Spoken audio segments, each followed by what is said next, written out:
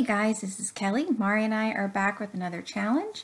This week our challenge series is on summer, and I have decided to use a cut file by Coco Vanilla, and I am using the Pink Paisley Collection Summer Lights. Now I am going to challenge myself a little bit further to use this collection on a non-beach layout or not with a non-beach photo, and to see what I can pull together for this. So I just left that in so you could see that if I have a piece of paper that I have cut a cut file out and I don't fill it up with cut files, I just save it and I will flip it over and use it and then trim it down a little bit until I have used the entire most of the cardstock. I don't always know what cut files I want to cut out, and for me it meets my frugal needs, and I just wanted to share that in case somebody else was looking for one of those little tips. So I'm going through the 6x6 paper pad. I have this photo that my daughter and I took. She was playing with Snapchat one day and got me into it, and she is just radiant in this photo. So I knew that I wanted to scrapbook it, and I thought that this beautiful cut file by Coco Vanilla would be really neat since we have floral wreaths on our hair, and just to echo that. So I flipped over the cut file and I just traced it lightly on the back of this pattern paper. I love the purple in this collection, and I knew that I really wanted to use it on this page, so I am putting it front and center in that big flower. Now, I do not make you watch me do all of this. I just like to always put in a little bit so that you do know what I'm doing. In case there are some questions, you can at least see me run through the process of one time. I forgot to hit double cut on this, and my blade depth just was not, I guess, deep enough, so there's just a couple little pieces that I had to clean up with, my, whatever thing that is. You hold it and you cut it. Oh my gosh, words escape me. Oh, we're going to pretend like that didn't happen. Let's go on. So at this point, I have come back the next day, and I want to figure out what else I want to put behind my photo. So I have some of these half sheets of paper that I've already used, and I'm trying to see if I like, which I like behind the photo. I wanted to, I guess, have the upper 2/3 of the cardstock covered in pattern paper, and then have the floral edge to cover most of that border, and then have the bottom 2/3 of it to be white to allow for a little bit of journaling, some white space, and then possibly another cluster. So I'm just looking at these papers. I really like that top paper. It is one of my favorite patterns. I wish that I still had a full sheet of it. It is this really pretty pale aqua and yellow, but there's something about it that I'm not quite liking. So I pull out this little strip that I have of like pool water, and I flip it around to see if it doesn't look so watery, because since it's not a water picture, I don't necessarily want the theme of water to be in it as well, but it was too dark. So I found this piece of paper that I had, and I felt like this was my Goldilocks moment. This was just right.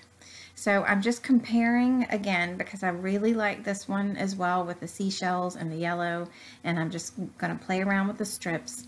I've left this part of the process in so you can see that sometimes it just takes fiddling around to see what you like and what works. So that's it. That is how I am going to, have my pattern, I guess my background pattern be. And I'm now just going to mat my photo. There's not a lot of colors. Right now there's pretty much 4 colors, but the flower cut file is pretty big, so I don't want a whole lot behind my photo. I just want something that's going to complement it. And that piece of paper that had the beautiful, I guess, sunrise, sunset with the purples and then the blue water below was perfect because it had some purple and pink, and I felt like it could bring out both of the flowers, and it was just a beautiful paper. So I'm looking back through to see if there's anything else that I want to mount it on as well. I really like the yellow in this as well, and I contemplated it, but I just decided to keep it pretty simple and to move on. And so I'm going through some of the die cuts in the pack that I had pulled that I might want to work with, and I end up using one of those and the inside of the frame that I just popped out. So I'm going through more of the die cuts because, like I said, I just had quickly pulled out a couple that I might use, and you know, this is very much a beach / pool collection. Most of the ephemera, most of the stickers, most of the chipboard do have that kind of theme, but there are a few things that can be found. I took that frame and I am going to place that to the right side of my photo, and then I found that die cut that said light it up, and I thought that that would be perfect for this. In this picture, I feel like my daughter is just shining. She, you know, I've called her my little sunshine. She does, her smile lights up a room, and that's pretty much what my journaling is. And I just thought, well, the light it up worked beautifully. I liked how it was the tone, the pink over the pink flower. I just thought that worked well. So at this point, I'm pretty happy with the way that the layout's coming together. So I'm going to go ahead and get some of the things stuck down, because it really does drive me crazy when I'm moving things on a page and they tend to move as well. So I'm just trimming off a little bit of that excess of that blue and white striped paper. It had a little bit more than 6 inches, and I decided that as another layer behind my photo, I want some vellum. So I'm just trimming this vellum up. I do allow for it to have a torn edge on the bottom, and when I tuck it behind the flowers, you can't even really see it. You know, for me, when I add the vellum, I just thought it would serve 2 purposes. It would add another light layer to the photo, and it would also bring in some more vellum, since the leaves of the flower cut file are backed with vellum.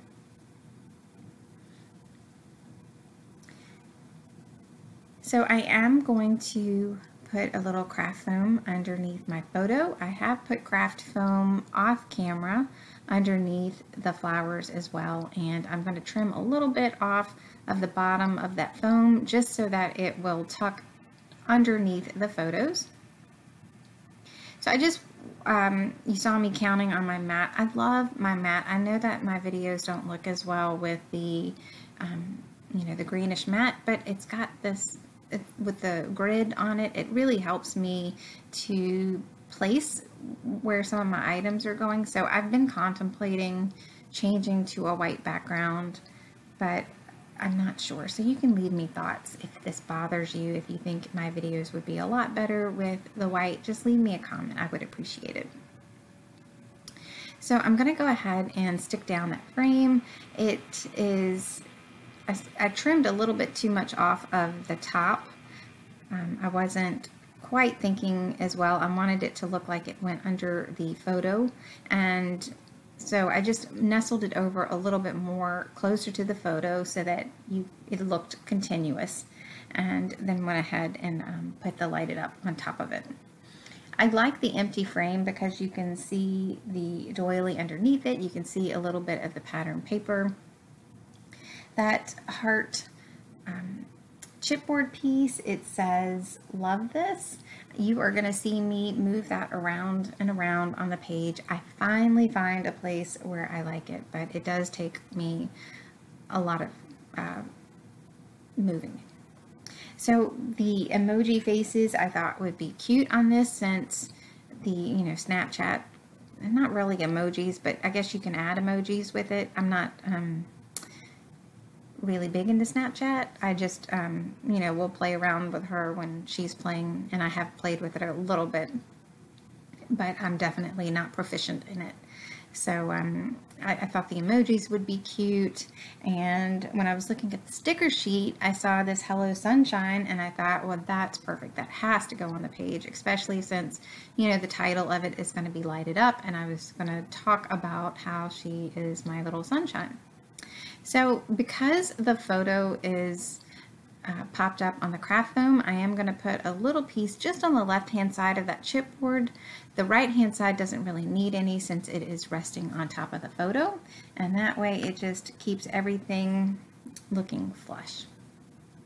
So as I'm almost finished with the layout, and you know, as always, I'm walking away from the layout. I come back and I add my journaling, and I decide that it needs a little something else. So you will see in the close-ups that I have added a few sequins as well. So thanks so much for joining me today. I hope you guys enjoyed this and will participate in the challenge with us. Using a summer collection or documenting a summer photo or a summer story. We would love to have you join us. And if you haven't checked out Mari's video, I will I'll put her information for her channel in the detail section below, and you can click on it and see her inspiration as well. So thanks so much, guys. I hope you have a great day, and I have some close-ups coming up. See you soon. Bye.